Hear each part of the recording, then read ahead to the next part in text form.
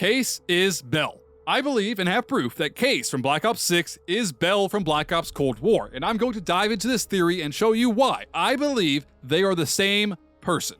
But I want you to tell me your thoughts in the comments as we go, because this may just be a wild conspiracy of mine, or it may be the best secret of writing in Call of Duty history. But for those of y'all who don't know, I am IceBurgz, and let's dive into the theory you need to know. So first of all, I believe Case from Black Ops 6 and Bell from Black Ops Cold War are the same person, and I have a lot of evidence to support my theory.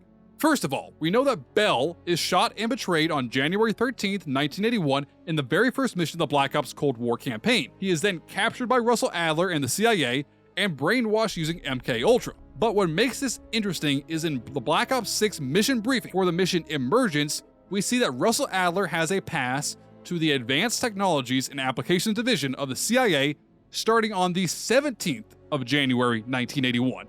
4 days after Bell was shot. We also know that Adler says that he worked at this facility around 10 years before the events of Black Ops 6, which would be the year 1981. However, the Advanced Technologies and Applications Division was the official cover for the original Pantheon group, who are the villains of Black Ops 6 and responsible for the death of Alex Mason, but interestingly, this was the exact same facility where Case was experimented on in Black Ops 6 with the chemical compound the Cradle, less than 6 months after Adler got a pass this facility. But with the information Adler worked here in 1981, 4 days after Bell was captured by Adler, we can safely assume that this is where Bell was brainwashed in Black Ops Cold War. What is interesting is that both characters have a history of being experimented on in the same facility less than 6 months apart, which I'll talk about here in a minute. Now, through the entire Black Ops Cold War campaign, Bell is given the trigger phrase, "We've got a job to do," by Adler whenever he needs Bell to do something. Bell, we've got Come a job. on, We've got a job. Come on. You've got a job to do. Got a job to do. We know regardless of what Bell was doing, if he heard Adler say this phrase, he would stop what he was doing and do what Adler said due to his brainwashing by MK Ultra. But there is something similar in Black Ops 6. In Black Ops 6, whenever the character Case hears the words the Pantheon or the Cradle, he has this weird neurological effect around the edges of the screen hinting that something else is going on. But there is one time in the campaign where this effect happens to Case, and it's not related to anyone saying anything about the Pantheon or the Cradle. Instead, it's in reaction to an order from Russell Adler. You can dispose of them. What? No! This moment right here is a red herring. It's odd and it does not make sense. I have watched this one scene easily 20 times and I can tell you it makes no sense. Why would Case have this neurological effect we see throughout the campaign when he hears about Pantheon or the Cradle, but also see it when Adler gives him an order? Unless Adler has something to do with the brainwashing over Case. Some type of brainwashing similar to that happened to Bell. And this next piece of evidence helps build on this theory. We see on the mission board for Black Ops 6 that the Advanced Technology and Applications Division, the cover for the Pantheon in Black Ops 6, received approval from the United States government to begin testing the chemical weapon known as the Cradle on March 9th, 1981. What's odd is that the last mission of Black Ops Cold War, the final countdown, takes place on March 15th, 1981. In this mission, at the very end, we see Adler supposedly kills Bell on an idyllic cliffside overlooking the sea. But Solovetsky Island, where the last mission takes place, does not have a cliffside. As we see in the game and in real life, Solovetsky doesn't have any cliffsides. As a matter of fact, the tallest point of the island is the monastery that we blow up in Black Ops Cold War. So where was this ending scene taking place? Because Adler was still in his mission gear from the final countdown. But some things Adler said in this scene always bothered me because they didn't connect quite to the story. In this scene, Adler says, "Arctic air clears the head, doesn't it?" Arctic air. Clears the head, doesn't it? Why would he talk about air clearing the head, almost ironically considering Bell's head is an absolute mess from the brainwashing of MK Ultra? But based on my understanding of the tests done to Case, he was given a mix of the Cradle via aerial inhalation and injections into his bloodstream.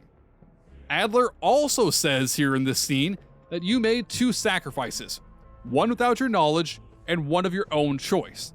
I'm going to ask you to make one more, and then supposedly he shoots Bell. But the reason I bring this up is in March of 1981, we know that the Pantheon began testing the Cradle on a volunteering subject. It lines up weirdly suspiciously that on March 9th, Pantheon gets approval to start testing the Cradle. 6 days later, Bell supposedly dies. Then by the end of March, Pantheon has already started testing the cradle on a volunteer. It's all a little too coincidental. But what if Bell was not being killed in this ending scene? What if he was being brainwashed?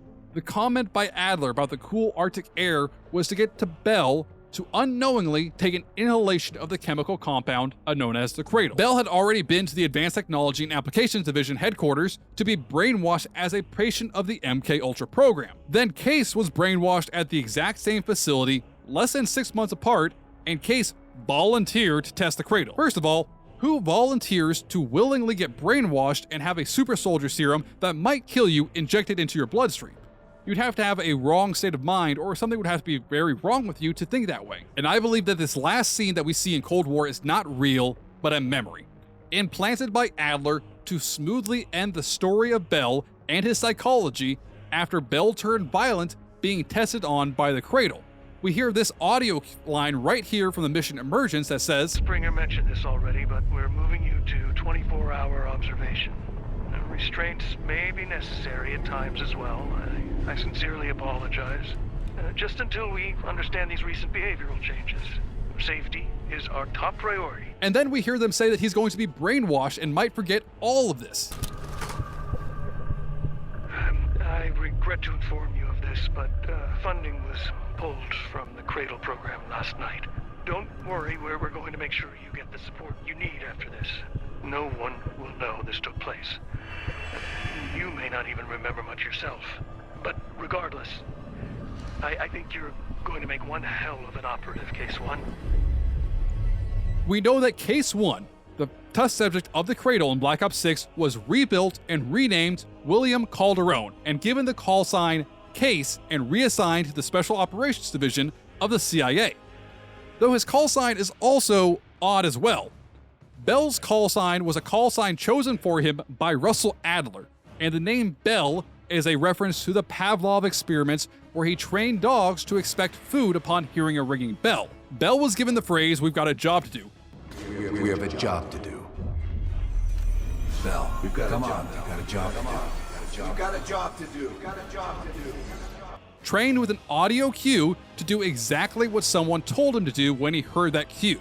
Somewhat ironic naming when you think about it. But Case was named after being Case 1 of the Cradle trials. Who chose Case's call sign? Because it's a very, very ironic call sign and very indicative of something that might have happened to him. I think Adler chose both of their call signs, and I think that it was done after Pantheon failed the original Cradle experiments. But if you want to know more about the story of Pantheon, click on this video right here, and until next time, I am IceBurgz, your Call of Duty informant. Stay frosty.